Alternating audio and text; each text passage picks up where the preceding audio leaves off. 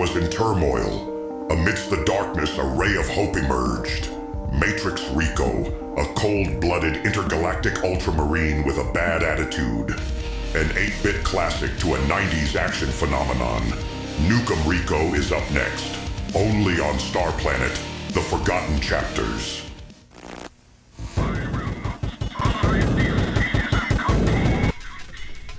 The multiverse is infinite, with a never-ending supply of stories.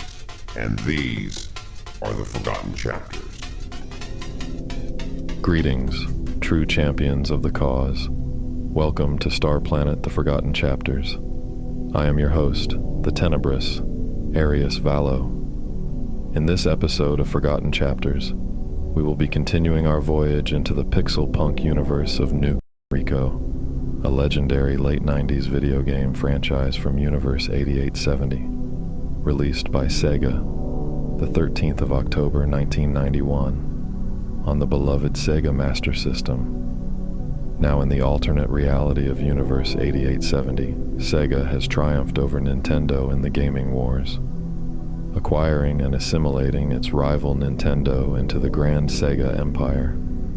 This was achieved by the astounding success of Sonic the Hedgehog and the world-dominating juggernaut of Nuke Em Rico. The creator of this 2D masterpiece, the game's programmer, Hiruto Kagawa, drew inspiration from Arnold Schwarzenegger's catalog of action-packed movies and powerhouse performances. This led to Arnold Schwarzenegger himself, starring in the 1994 blockbuster movie adaptation of the game series that spawned 5 theatrical sequels, a live-action TV series starring Luke Booker, 4 seasons of a Saturday morning cartoon series, toy lines, and an ongoing comic book series published by Marvel Comics. Now, on this episode, we will be spotlighting the 4th chapter of the novelization of the first video game, written by Scott Adam Hart with cover art by Nanali Jangwei. It's time to dive deep into Chapter 4 of Nuke Em Rico, Book 1. The sewer mouth of Elvasu yawned open like something that had been waiting a long time to be fed. A massive drainage pipe, wide enough to swallow a truck whole, coughed a steady stream of black water into a stagnant swamp below. The surface rippled slow and thick, like it didn't quite remember how to move. 2 narrow walkways clung to either side of the pipe, rusted, slick, forgotten. Then the air above it tore open. A violet fracture split the night about 12 feet up, flickering, stuttering like a broken signal. For a second, nothing came through. Then something glitched. Rico fell out of it.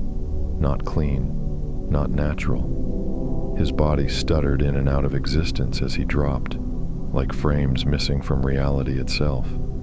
Then gravity remembered him, and he hit the shallow sewage water with a heavy splash, knees bending, weapon already in his hands, eyes locked forward, always forward, into the dark. The pipe breathed cold air back at him. It smelled like rot, metal, and something older than both. Rico didn't move at first, just listened. Then, the tear flickered again. Drake dropped out. He hit differently, hard, wrong, straight onto his ass with a wet, slapping splash that sent black water up his back and into places water should never go. For a moment he just sat there, stunned. Then he gagged.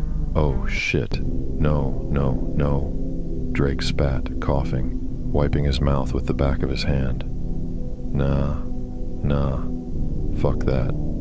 I think it got in my mouth." Rico turned his head slowly, just enough for Drake to see the grin. "Nice landing." "Yeah, great," Drake muttered, still gagging. "I'm glad you're enjoying this. Sorry I'm a little rusty at being digitally murdered and reassembled." He pushed himself up, water dripping from his armor, and raised his weapon toward the tunnel. He stepped up beside Rico, shoulder to shoulder now. For a second, neither of them spoke. Then Rico sniffed.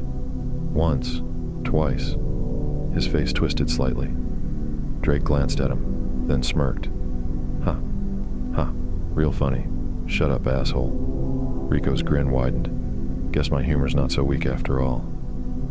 Really? That's what got you back? Drake shook his head. Jesus, come on, let's go get your daughter. That wiped the grin down, but not completely. It lingered at the edges.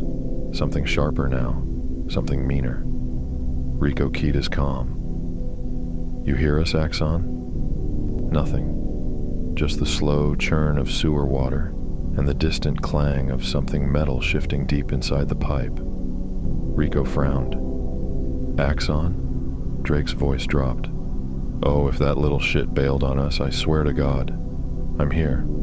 Axon cut in suddenly, voice crackling through. Relax. I was just replaying that landing. Solid 10 out of 10, Drake. Real graceful. Olympic level ass first entry. Rico let out a short laugh. Drake stared ahead, jaw tight. You keep talking, Axon, and when I get back, I'm gonna personally introduce your face to a wall, repeatedly. Oh yeah? Axon shot back. You gotta survive first, Grandpa. Drake muttered something under his breath. Low, creative, and extremely specific about what he planned to do to Axon's internal organs. Rico barely heard it. He was looking up.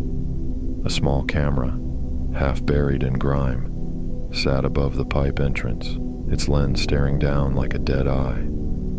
So you've got visuals, Rico said. Oh yeah, Axon replied. And the good news? You're ghosts right now. I've looped their feeds. Anyone watching sees an empty sewer and a real boring night shift. Copy. Drake shook his head.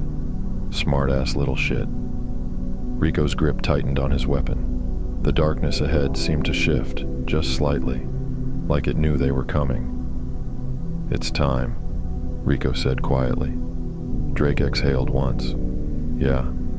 Then, almost casually, let's go make some disappointed mothers buy headstones. Rico didn't respond. He just stepped forward into the pipe. Inside, the world narrowed. Sound changed first. Everything became closer, wetter. The drip of water echoed too long. The distant hum of machinery pulsed through the walls like a heartbeat that didn't belong to anything alive. The air was thick, heavy. The walkways stretched ahead on either side, littered with debris, discarded crates, broken piping, rusted panels that looked like they'd been torn loose and forgotten. It felt less like infrastructure and more like a graveyard for things no one cared enough to fix. Rico moved like a machine, precise, controlled, every step placed, every angle checked. Drake followed, just a half beat slower. Rusty, yeah, but not gone, not even close. Behind them, the light from the outside world faded. Ahead of them, the dark got thicker. And somewhere deeper inside the sewer, something moved.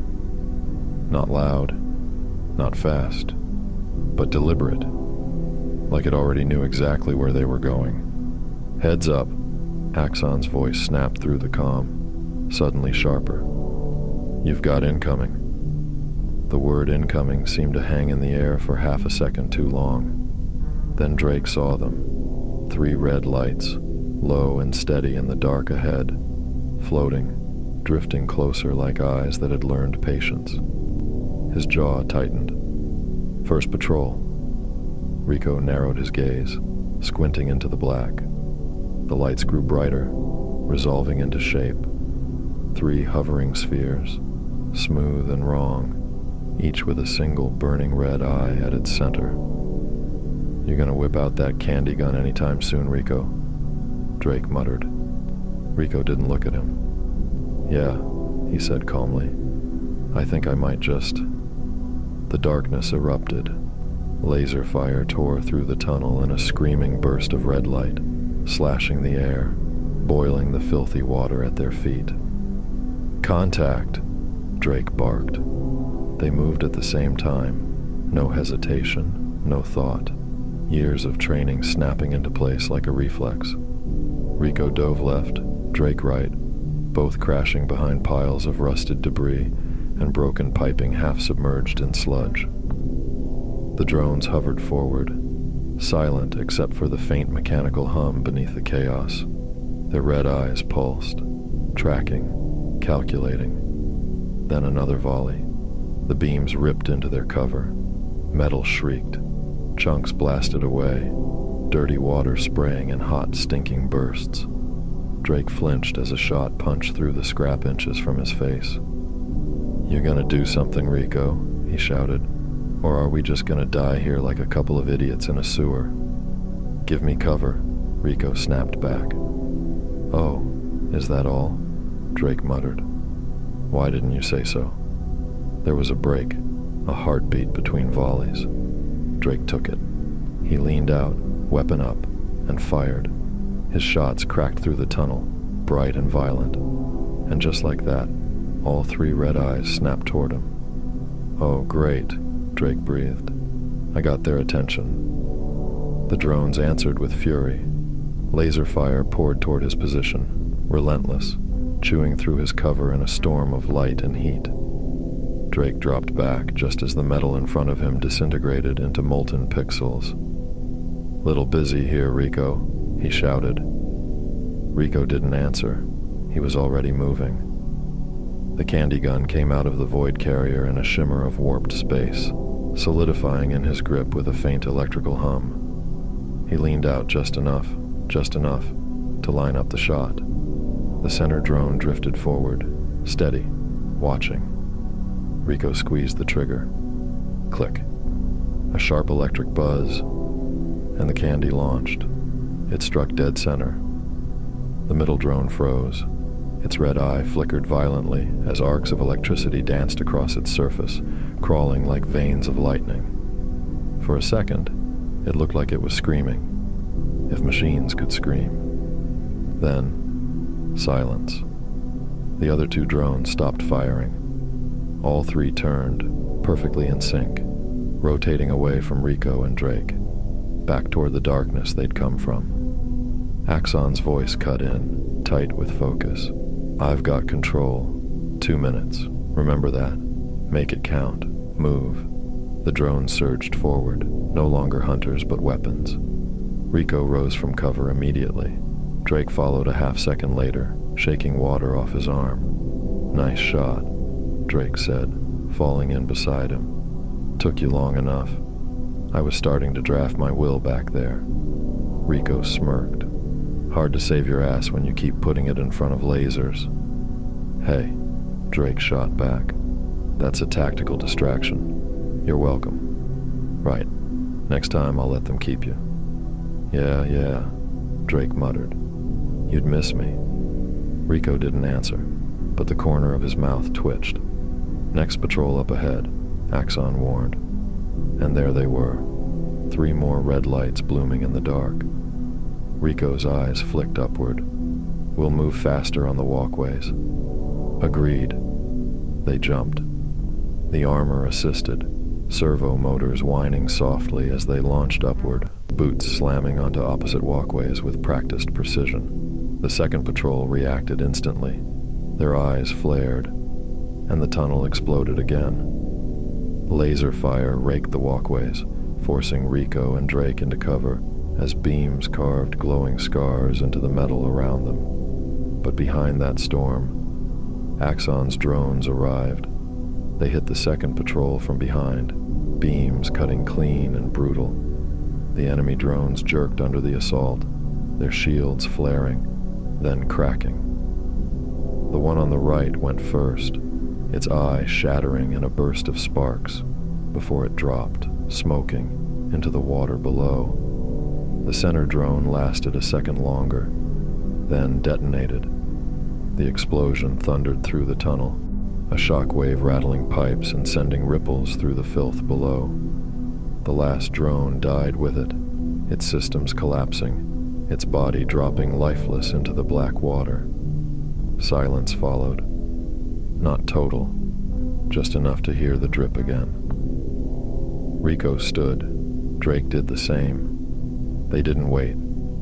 They moved forward, deeper into Elvasu. "All right, true champions of the cause," I'm glad to see you're still with us. We will see you after the break. You are watching Star Planet, The Forgotten Chapters.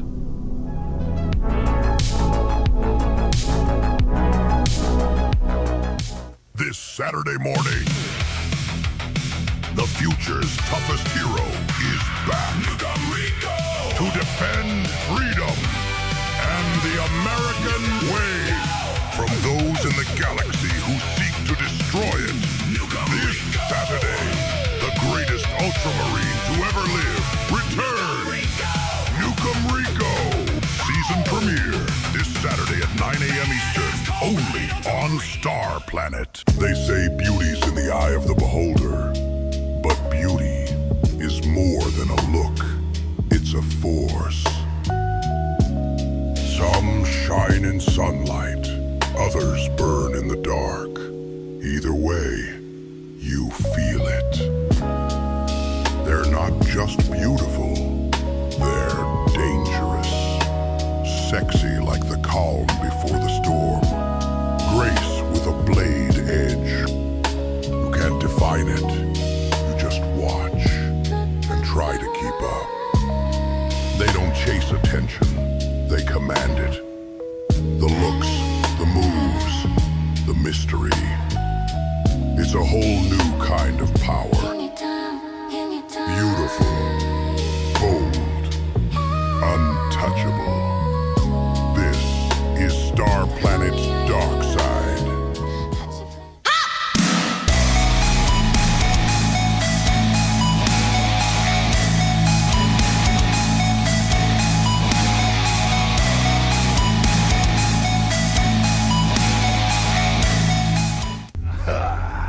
Would you look at that? The new Beef Superior is here, only at Starry's. Wherever you are in the universe, there's always one place that feels like home.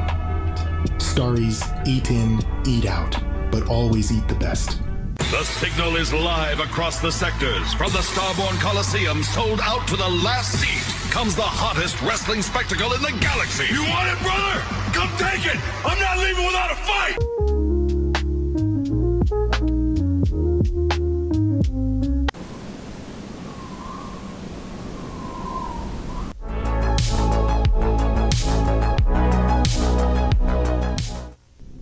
Welcome back. Let's continue. Sasha sat curled into the far corner of the ballroom, knees pulled in, arms wrapped tight around herself like she could hold the fear in if she squeezed hard enough. The room didn't feel real. It was too big, too beautiful, too clean. Polished wood stretched out beneath her, gleaming in the low golden light of the chandelier above. A thing of crystal and elegance that shimmered like frozen rain. Curtains hung like watching figures. Antique furniture stood untouched, arranged with care that felt almost respectful, like a shrine, like a lie. Sasha's eyes drifted back to the mannequin. The dress, white, soft, delicate in a way that didn't belong in a place like this. It looked like something from a dream. A princess story, maybe. The kind she used to imagine when she was younger. Before all of this. Before men like Helberto. Her fingers trembled slightly as she wiped her face, smearing tears she didn't even remember crying. Dad's coming. She clung to that thought like it was oxygen. He was coming. He had to be. He always did. Her gaze shifted to the painting on the wall. The girl. Sasha stared at it longer this time. Really looked. The girl in the painting had a soft smile, the kind that didn't know anything about fear yet. The kind that hadn't been dragged across concrete floors or thrown into rooms like cages dressed up as palaces. Helberto's daughter. Dead. Because of him. Because of the life he chose. The thought came slowly, quietly, but once it was there, it didn't leave. This is because of my dad. Sasha swallowed hard. Not because he was a bad man. No. She knew better than that.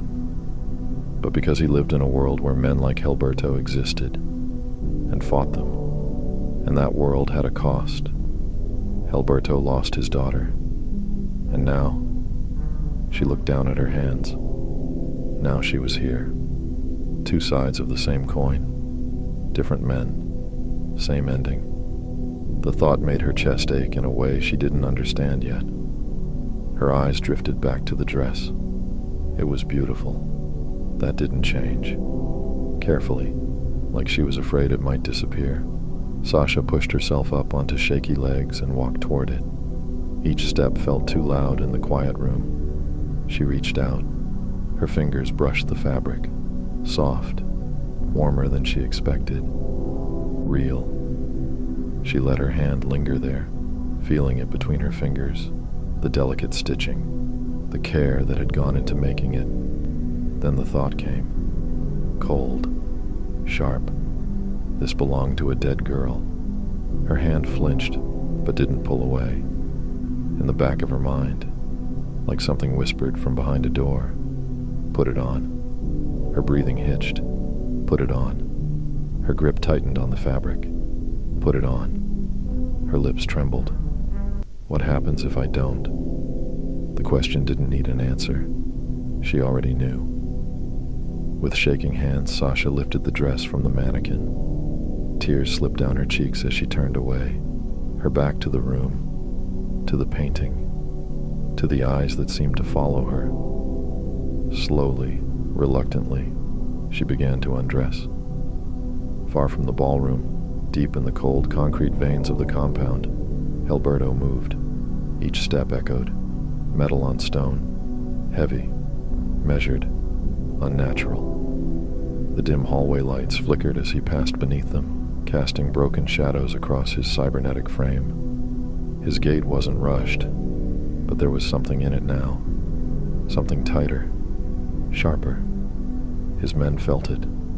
They always did. They moved aside without being told, pressing themselves against the walls, eyes down, voices gone. No one spoke when Helberto walked like that. He reached the surveillance room and pushed inside. The guards at the monitors stiffened immediately. Screens flickered, camera feeds from all over the compound, hallways, perimeters, dead zones filled with looping stillness. Helberto stepped forward slowly, eyes scanning. "Any sign of Rico yet, eh?" he asked, voice low, carrying that lazy edge of amusement that never quite reached his eyes. "Or is mi compadre taking his sweet time, cabrones?" One of the men swallowed. "No, sir. Nothing yet. It's very quiet. Too quiet." Helberto leaned closer to the screens, squinting slightly. The feeds played. Normal. Routine. Unchanged. And that was the problem. His jaw tightened. A muscle ticked in his cheek. "No," he murmured. No. This ain't right, hombre." He straightened suddenly and turned, storming out of the room. The men inside didn't move until he was gone. Back in the hallway, Helberto grabbed the first guard he passed, yanking him forward with a metallic hand that clamped down like a vice. The man gasped. "You," Helberto said, leaning in close, voice dropping. "Go to Central Command. I want a full sweep. Every camera, every corner. Todo. You understand me?" Yes, sir." "Run." He let go. The guard didn't hesitate. He bolted down the corridor like something was chasing him. Helberto watched him go for a moment. Then he looked down the dark stretch of hallway ahead and smiled. Not wide, not loud. Just enough to show that whatever was coming, he was ready for it. "Come on, Rico," he muttered under his breath, voice laced with something almost eager. "Don't keep me waiting, cabron." Rico's boots hammered against the narrow metal walkway, each step ringing out like a countdown he didn't want to hear. The sewer breathed around them, slow, wet, and foul, like some buried thing dreaming beneath the city. Axon's voice cracked through the comms, thin and electric. "All right, boys. You got 1 minute before my little puppets drop dead. Make it count." "Copy," Rico muttered, already moving faster. Drake kept pace on the opposite walkway, water churning black beneath them. 1 minute, he said. Plenty of time, if you don't blink. Up ahead, 3 red eyes bloomed in the dark like coals catching fire. Rico saw them first. Of course he did. Heads up, Drake. The hijacked drone surged forward, opening fire before the new patrol could even fully register the threat.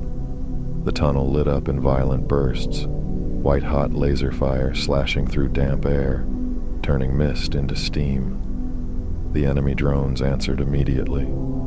The sound wasn't just noise, it was pressure. A screaming, tearing force that ripped chunks out of the walkway, blasted filth into the air, and made the walls tremble like they might collapse in on them. Rico dropped to a knee and fired. Drake did the same, their shots weaving through Axon's borrowed firepower. One of the enemy drones sparked, then dropped, hitting the water with a violent hiss. "Got one," Drake shouted. "Keep moving." Another drone exploded mid-air, showering molten fragments that fizzled out before they hit the sludge below. But the return fire intensified, angrier now, smarter. "They're adapting," Rico said through gritted teeth. "Yeah?" Drake ducked as a blast carved a smoking line across the wall behind him. "Well, I'm adapting too. I don't like dying." 30 seconds, Axon cut in. "Fantastic," Drake muttered. "Love a deadline." They pushed forward again, boots slipping slightly on wet metal, lungs burning with the stink of decay and ozone. Another patrol. This one was closer. Too close. "I'll draw their fire," Axon said, "but you're running out of time." His drone surged ahead, firing wildly, forcing the enemy to split attention. Rico dropped behind a rusted pipe, already pulling the candy gun from the void carrier. The weapon felt light, too light for something that meant life or death. Across from him, Drake leaned out and fired a burst, then snapped back into cover. "You gonna use that stupid thing or frame it for a museum?" Drake yelled. "It's charging," Rico shot back, glancing at the readout. 10 seconds. Drake barked a laugh. 10 seconds? Who designed that? Someone who hates living. "Just keep them busy," yells Rico. "I am keeping them busy." Drake fired again, sparks raining down around him. "I'm practically hosting a damn light show over here." Rico steadied his breathing, lining up the shot. And then he heard it. A sound that didn't belong. Not mechanical. Not entirely. A metallic scraping. Fast. Closing in. He turned. Too late. The thing hit him like a missile. A cybernetic shape. Low, fast, skeletal. Slammed into his arm. Jaws snapping shut with a brutal clang against his armor. Rusted plating. Exposed servos. Glowing red optics. A dog. Or what used to be one. Rico hit the ground hard, the impact rattling his bones as the creature thrashed, its electronic growl vibrating through his arm like a chainsaw. "Is that a fucking dog?" Drake shouted. And then another one launched at him. It latched onto his leg with a vicious snap. "Are these fucking dogs?" Drake roared, unloading his weapon point blank. The blast tore the thing's head apart into flickering pixels, but its jaws stayed clamped, twitching, locked. Drake kicked it violently, stumbling back into cover as laser fire tore past him. "Can't hold it," Axon snapped. "They're dropping." The hijacked drones flickered and fell. Darkness surged forward again. Rico struggled, the dog tearing at his arm, its weight dragging him down. The candy gun lay just out of reach, half submerged in grime. The enemy drones turned, red eyes locking onto him. Time slowed. Rico lunged. His fingers scraped the weapon, missed. Laser fire ignited the air around him. He grabbed it, pulled. The dog snarled, jaws grinding against his armor as he forced himself up. With a roar, Rico lifted the thing, dead weight and fury, just as the drones opened fire. The blasts hit the dog first, its body shattered, glitching, breaking apart into fragments of light and metal, until it disintegrated completely. Rico jumped, off the walkway, midair, twisting, aiming, firing. The candy shot streaked forward. It clipped the center drone. Barely. For a heartbeat, nothing happened. Then, a violent surge of electricity. The drone froze. The others stuttered and turned. Rico hit the water hard, disappearing beneath the surface before dragging himself back up, coughing, soaked, alive. Drake leaned over the edge, looking down. "So," he called, grinning despite everything. "How's the water, Rico? Still tastes like shit?" Rico wiped sludge from his face, breathing hard. "Little tangy," he shot back. "You should try it again. It's diet shit this time." Drake laughed. "Yeah, I'll pass." Rico climbed to his feet, and then they both heard it. A sound echoing through the tunnel. Multiple. Fast. Claws on metal. Electronic barking. Distorted. Hungry. More of them. A lot more. Drake's grin faded as he slowly raised his weapon, eyes locking on the darkness ahead. The tunnel seemed to stretch. Deeper. Darker. Alive with something coming. "Round 2, Drake muttered. Rico didn't smile this time. And with that, true champions of the cause. Chapter 4 has come to a close. What did you think? Let me know in the comments below. Is it the 80s nostalgia that you enjoy? Or the pixel punk universe that is unfolding before you? I'll love to hear your thoughts, so let them be known. I thank you for spending this time with us, true champions of the cause. And until next time, please like, comment, and subscribe. I have been your host, Arius Valo. See you in the shadows, my love.